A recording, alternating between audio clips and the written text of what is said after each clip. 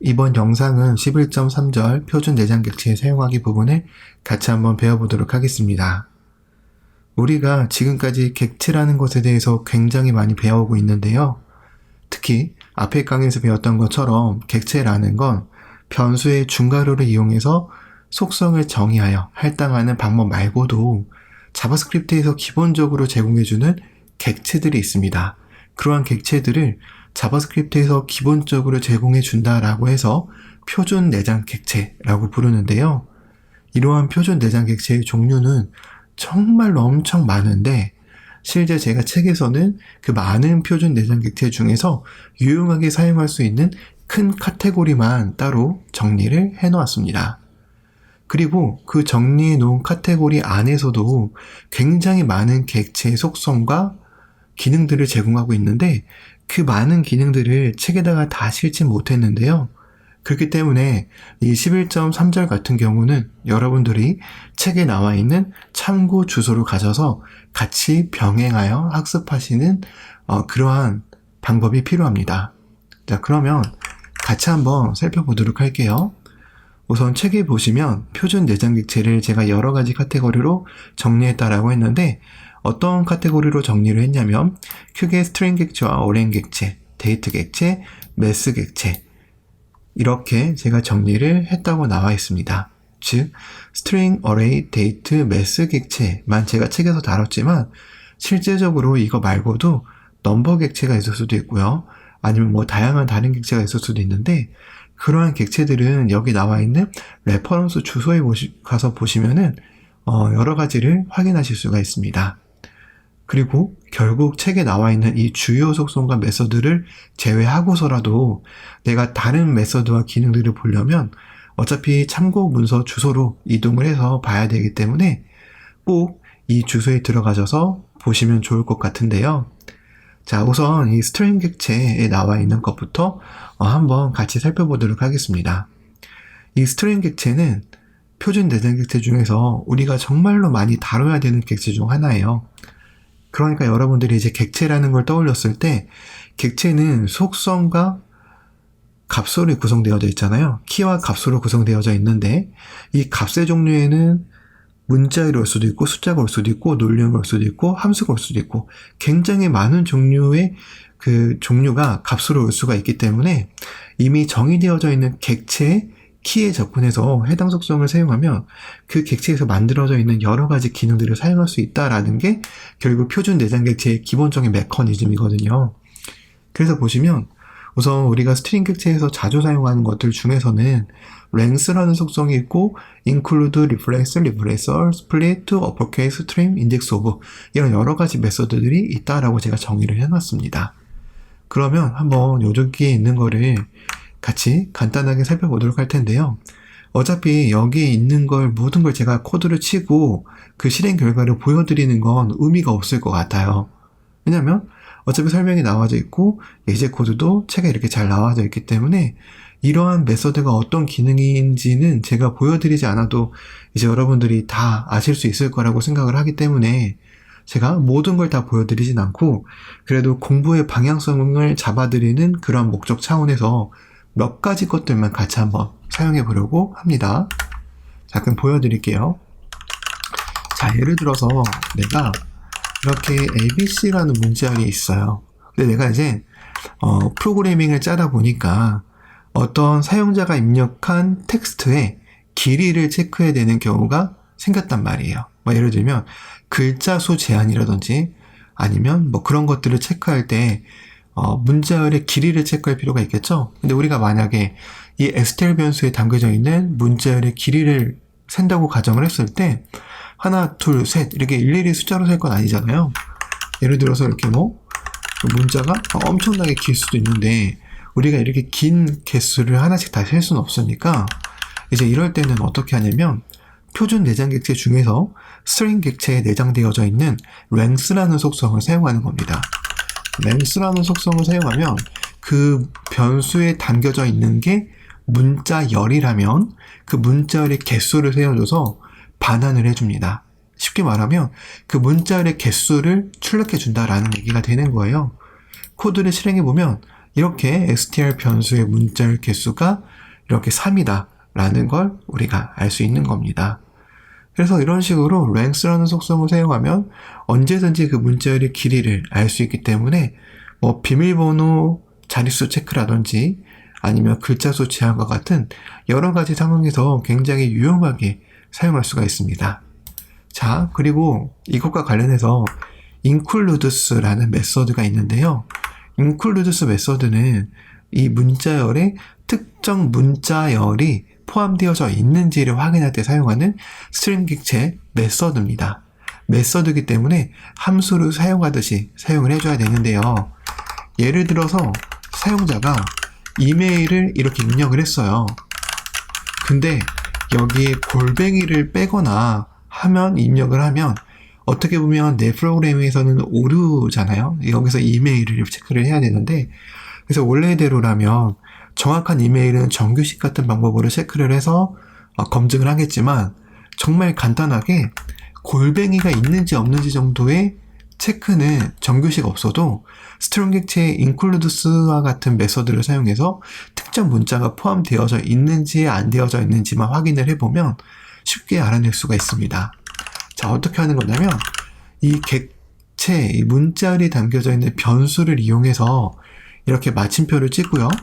includes라는 메서드를 사용하는 겁니다. 이때 includes라는 메서드에 그 매개 변수로 전달해야 되는 값은 내가 찾고자 하는 문자를 전달하면 되는데요. 내가 이렇게 골뱅이를 전달을 하겠다. 이런 의미는 뭐냐면 이메일이라는 변수에 할당되어져 있는 문자열에서 골뱅이가 포함되어져 있는지 확인을 하겠다. 이런 의미입니다.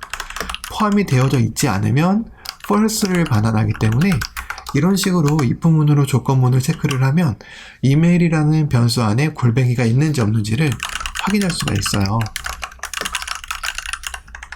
그래서 이런 식으로 체크를 할 수가 있습니다. 코드를 실행을 해보면 이런 식으로 골뱅이가 없습니다 라고 제대로 체크가 되고, 실제로 골뱅이가 있을 때는 체크가 되지 않기 때문에 아무것도 나오지 않는 걸 확인해 보실 수가 있죠. 이것과 비슷하게 index of라는 것도 있어요.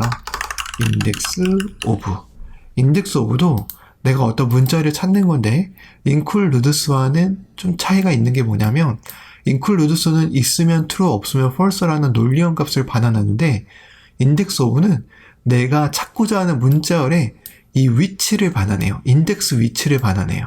우리가 배열을 배울 때 인덱스라는 걸 배웠잖아요. 자, 예를 들어서 이제 우리가 이렇게 한번 해볼게요.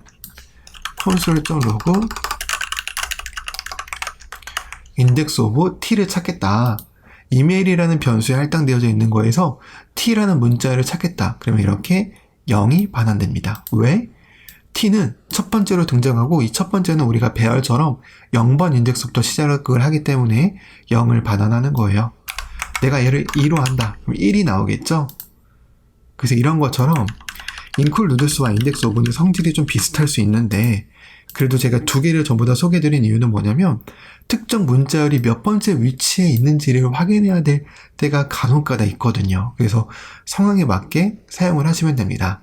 자, 만약 없는 걸 찾으려고 한다. 그러면 얘는 어떤 걸 반환을 하냐면 -1을 반환을 해요. 없는 걸 반환을 하면. 그래서 우리가 조건문으로 이런 식으로 체크를 하면 includes와 똑같은 조건을 체크할 수 있습니다. 즉 -1이 나오면 없는 거기 때문에, 자, 이렇게 -1이 나오면 없는 거기 때문에 이런 식으로 체크하면 골뱅이가 없습니다를 이렇게 체크할 수가 있는 거죠.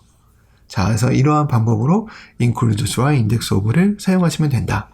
자, 이것과 말고도 굉장히 다양한 메서드들이 있죠. 대상 메서드들을 대문자로 변경해서 반환한다. 공백을 제거한다. 이 공백 제거 같은 경우는 많이 사용하는 거니까 한번 해볼까요?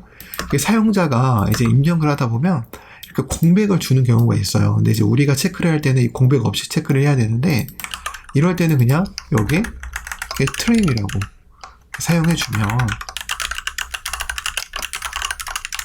사용해주면 공백이 제거된 상태로 출력이 됩니다. 자, 만약에 이 트림이 없다라고 한다면 이런 식으로 공백이 있어서 출력이 되는 걸 확인해 보실 수가 있어요. 어떤 특정 문자열의 뒤 공백을 제거하고 싶을 때는 트림 메서드를 사용하면 되는데, 중간 공백을 없애고 싶으면 그건 이제 뭐 여러 가지 다른 방법으로 사용을 해야 돼요. 어떤 방법으로 사용을 해야 되냐면, 대표적으로 replace all 같은 방법을 사용하면 되는데, 이 replace all은 아쉽게도 많은 웹브라우저에서 아직 지원하고 있는 그러한 메서드는 아니에요. 그래서 HTML, CSS, 자바스크립트 단위에서는 이 replace all을 사용하는 경우가 많지는 않을 거예요. 많지는 않은데, 그래도 한번 보여드릴게요.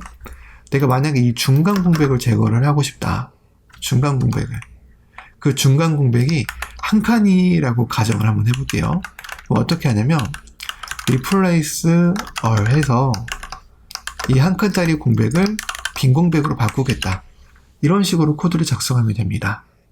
코드를 실행해보면, 이렇게 replace all이 지금 보시면은 지원하지 않는다라고 나오는데, 이게 바로 아까 제가 말씀드렸던 것처럼 지원하지 않는 게 굉장히 많다라는 거에 대한 예시라고 보면 될 것 같아요. 그래서 지금 우리가 이 비주얼 스튜디오 코드의 코드 러너 익스텐션에서는 replace all을 아직 지원하지 않는다는 거거든요.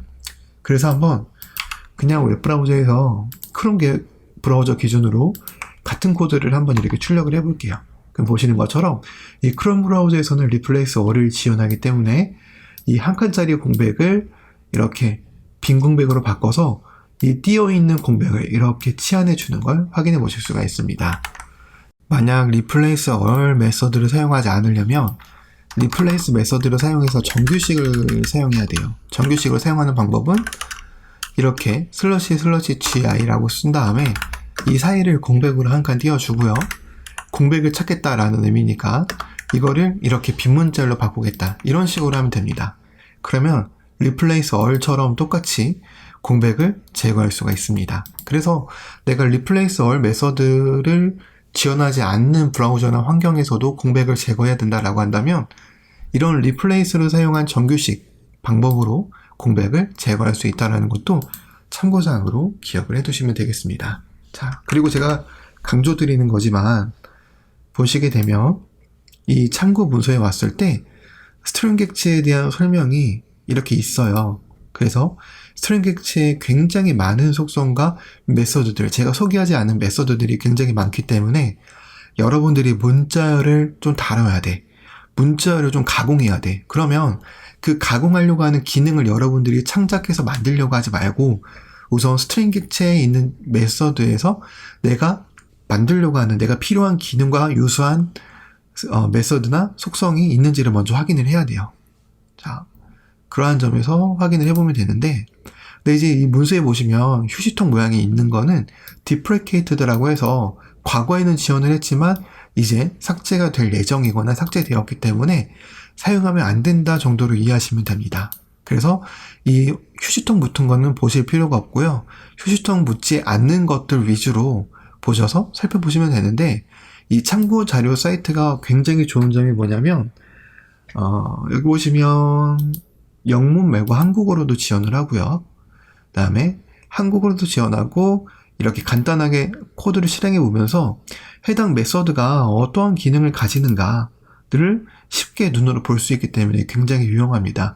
그렇기 때문에 제가 어떻게 보면 책의 지면을 많이 쓰지 않는 이유가 바로 이 사이트에서 지원해주는 이 기능들이 너무 완벽하게 잘 되어져 있기 때문에 제가 따로 책에다가는 소개하지 않았어요. 그냥 책에다가 소개한 궁극적인 목표는 표준 내장 객체에는 이런 것들이 있고 표준 객체들을 사용하니까 이러한 작업들이 단축되고 만들어져 있는 기능들을 활용하니까 편리하다. 이러한 정보들이 여러분들에게 우선 전달을 하고 여러분들의 필요에 의해서 이제 이러한 문서들을 찾아보실 수 있도록 하기 위한 그러한 목적으로 책에 제가 작성을 했다라고 생각을 하시면 될 것 같아요. 그래서 여러분들은 책에 나와 있는 속성과 메소드 말고도 꼭 반드시 스트링 객체에서는 어떤 메소드와 그 메소드는 어떤 식으로 작동하게끔 지원을 하는지를 살펴보신 다음에 적극적으로 활용하시면 좋습니다.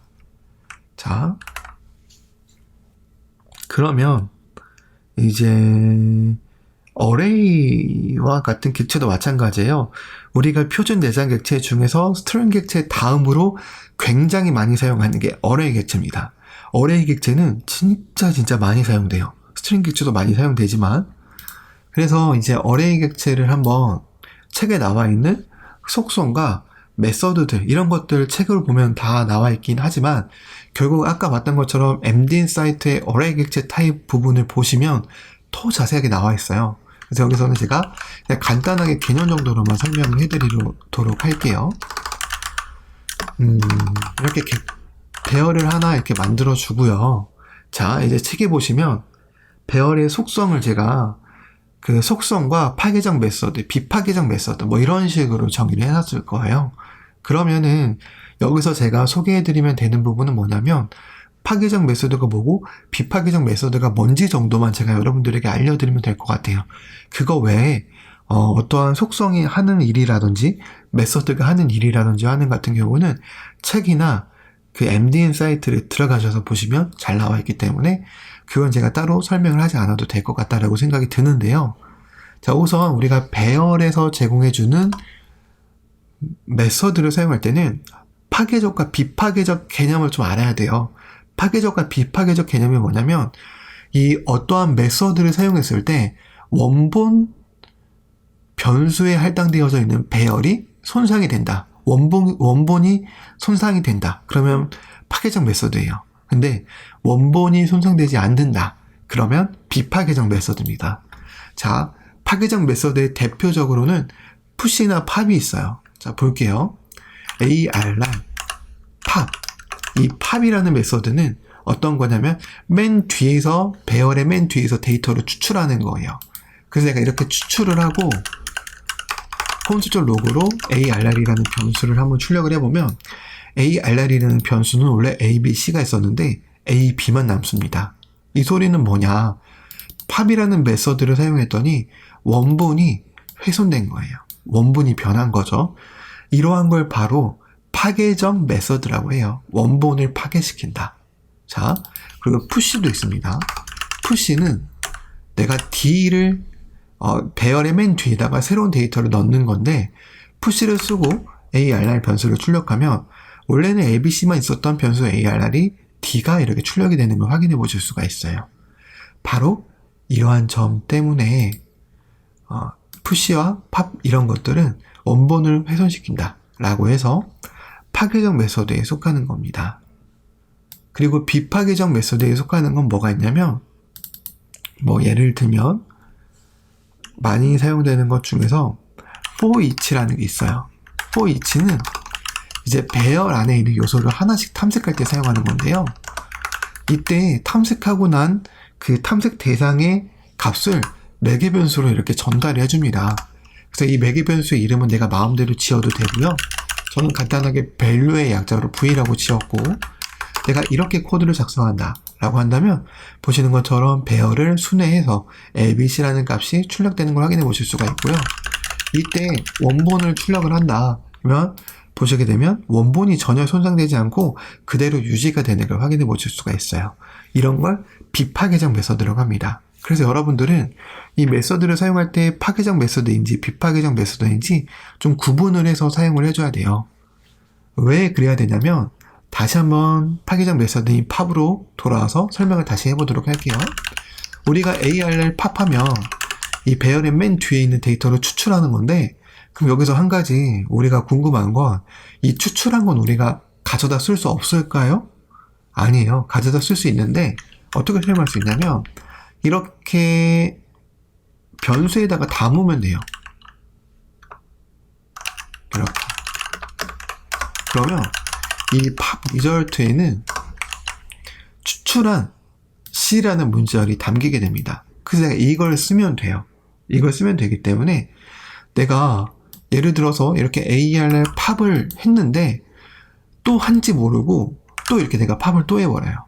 그러면은 원래 난 배열에는 이거 한지를 이제 까먹고 있다라고 가정했을 때 AB만 남으면 될 것 같은데 나도 모르게 이렇게 결국에는 ARR을 출력을 하면 A만 남게 되는 거예요. 그래서 이런 식으로 이 파괴적 메서드는 사용하면 사용할수록 원본이 훼손되기 때문에 내가 최초 의도했던 거와는 좀 다른 결과가 나올 수가 있어요. 그렇기 때문에 여러분들은 그 메서드의 파괴적과 비파괴적의 그 차이를 잘 기억을 해두신 다음에 사용해 주시면 될 것 같고요. 책에 나와 있는 파괴적 메소드와 비파괴적 메소드가 제일 많이 사용되는 것들이라서 최소한 그거 정도는 잘 구별해서 사용해 주셔야 됩니다. 그리고 마찬가지로 이것도 이 array라는 문서에 들어가서 보시면 더 많은 자료를 확인해 보실 수가 있습니다. includes, 제가 책에서 소개한 메소드들도 당연히 이런 식으로 설명이 되어 있고요. slice, sum, sort, copy, within, concat 등등 우리가 배열이라는 데이터 자료형을 다룰 때 사용할 수 있는 유용한 메소드들이 정말 많기 때문에 꼭 한 번씩 보시길 권장드립니다. 자, 그리고 이제 날짜와 시간을 다루는 데이트 객체라는 게 있어요. 이 데이트 객체 같은 경우도 책에 보시면은 설명이 잘 나와져 있지만 이 데이트 객체 같은 경우는 이제 우리가 앞에서 배웠던 스트링과 그리고 배열과 조금 차이점이 있는 부분이 뭐냐면 우리가 이 배열이나 문자열도 결국에는 같아요. 왜냐하면 그 배열이나 문자열이 할당되어져 있는 변수를 이용해서 메서드를 사용하거나 속성을 사용한 거잖아요. 이 날짜 같은 것도 마찬가지예요. 날짜 같은 것도 그 날짜가 담겨져 있는 변수를 가지고 날짜 객체에서 제공해주는 메서드를 사용해야 되는데 근데 우리가 날짜라는 건 예를 들어서 내가 이렇게 2022년 4월 25일 이라고 이렇게 내가 작성을 한다라고 하더라도 이게 날짜가 되는 게 아니잖아요. 이거 문자열이죠. 날짜가 아니잖아요. 데이트 객체에 있는 걸 사용하려면 그 어떤 변수에 담겨져 있는 게 날짜여야 되는 말이에요. 자바스크립트가 인식을 할 수 있어야 돼요. 날짜라는 걸. 근데 이렇게 하게 되면은 우리 눈에는 날짜처럼 보이지만 자바스크립트는 문자열로 인식을 한다라는 거죠. 그래서 우리가 이제 이 데이트 객체와 관련된 표준 내장 객체의 메소드들을 사용할 때는 그래서 다른 것과는 좀 다르게 new date라는 이러한 코드로 데이트 객체를 생성을 해서 그 생성된 변수를 가지고 많이 활용을 합니다. 이게 앞에 있는 string과 array 그리고 여러분들이 따로 찾아보셨으면 number 이런 것들과는 차이가 좀 있게 데이트 객체를 사용하는 방법이에요. 데이트 객체는 그 날짜라는 데이터를 할당하고 있는 변수가 필요하기 때문에 이런 식으로 new라는 생성자 키워드로 데이트라는 메서드로 출하여서 날짜라는 데이터를 만들고 그 만든 데이터를 변수에 할당해서 사용을 한다라는 게 이 데이트 객체의 가장 중요한 내용인 거죠. 그래서 이것만 내가 제대로 이해하고 있으면 이제 데이트 객체에서 제공해주는 여러 가지 메서드들은 책이나 아니면 MDN 사이트를 보시면 쉽게 알 수 있기 때문에 제가 따로 설명을 해드리진 않아도 될 것 같은데 간단하게 풀 이어 정도만 보시게 되면 풀 이어는 이 날짜 객체를 기준으로 연도를 추천하는 거기 때문에 현재 제가 동영상을 찍고 있는 시점인 2022년에 연도가 잘 출력이 되는 걸 확인해 보실 수가 있고요. 이것도 마찬가지로 책에 나와 있는 주소를 가시면은 잘 나와 있습니다. 여기 보시면 데이트 있죠? 여기 나와 있는 이 많은 기능들을 사용하면 자바스크립트에서 날짜를 다룰 수 있다 라는 것도 같이 기억을 해두시면 될 것 같아요. 자, 그리고 이제 매스 객체가 남았는데요. 이 매스 객체 같은 경우는 이제 어떻게 보면 수학 공식과 관련된 여러 가지 메서드들을 제공해 준다라고 생각을 하시면 돼요. 그 중에서도 제가 제일 많이 사용하는 floor, stair, round, random 이러한 것들만 책에서 소개를 드렸는데요. 이러한 것들은 제가 따로 소개하지 않아도 책에 나와 있는 것만 보셔도 충분히 이해가 되실 것 같고 그게 아니면 MDN 사이트를 보셔도 이해가 될 것 같기 때문에 따로 추가적인 설명은 하지 않도록 하겠습니다. 그래서 요거 같은 경우는 꼭 보시면 될 것 같은데 근데 이제 보면 랜덤 메서드 정도는 설명을 하는 게 좋겠네요. 이 랜덤 메서드 같은 경우는 어떻게 보면 좀 이해가 좀 필요한 메서드일 수도 있어서 랜덤을 같이 한번 해보도록 하겠습니다. 자, 매스 객체에는 랜덤이라는 메서드가 있어요. 그래서 보시면 매스의 랜덤이라는 메서드를 이렇게 사용하게 되면 임의의 난수가 추출이 됩니다. 코드를 저장해 보면 이런 식으로 임의의 난수가 출력이 되는 걸 확인해 보실 수가 있어요. 이때 구해지는 난수는 0 이상 1 미만입니다. 0 이상 1 미만의 난수를 구하는 거예요. 그래서 우리가 0과 1 사이에 있는 난수를 구하면 의미 없는데? 이렇게 생각하실 수도 있잖아요. 뭐 예를 들어서 내가 난수가 뭐 한 78, 80 이런 높은 때의 숫자의 난수가 필요하다라고 한다면 0 이상 1 미만은 필요가 없는데 그게 아니에요. 이걸 좀 응용하면 우리가 원하는 범위의 난수를 생성할 수 있어요. 예를 들어서 0부터 20 이하의 난수를 구하고 싶다. 그럼 어떻게 하면 되냐면 여기에 20을 곱하면 돼요. 그러면 어차피 0 이상 1 미만이니까 20 미만의 난수가 구해질 거란 말이에요. 이렇게 실행을 해보면 0 이상 20 미만의 난수가 구해집니다. 뭐 지금 18점 몇몇까지 나왔지만 이 숫자가 결코 20을 넘진 않아요. 이 난수들이 20을 넘지 않습니다. 아무리 실행해봐야. 그래서 우리가 여기서 이 숫자를 어떻게 구할 수 있느냐 한다면 이제 이 소수점을 버리면 돼요. 소수점을 버리면. 이 소수점을 버릴 때는 플로우라는 메서드를 사용하면 되거든요. 책에도 소개되어져 있어요. 플로우라는 메서드를 사용하면 소수점을 버립니다. 그래서 이러한 원리로 0부터 19까지의 임의 난수를 구할 수 있어요. 0부터 19까지. 내가 만약에 20까지 구하고 싶다. 그러면 여기 플러스 1을 해주면 돼요. 이렇게. 그러면 최대 20까지의 난수가 구해집니다. 21은 절대 구해지지 않아요. 그래서 이러한 것처럼 이러한 원리를 이용해서 우리가 원하는 범위 안에 난수를 구할 수 있게끔 되는 거니까 이 부분도 책을 참고하셔서 꼭 확인을 해주시고요.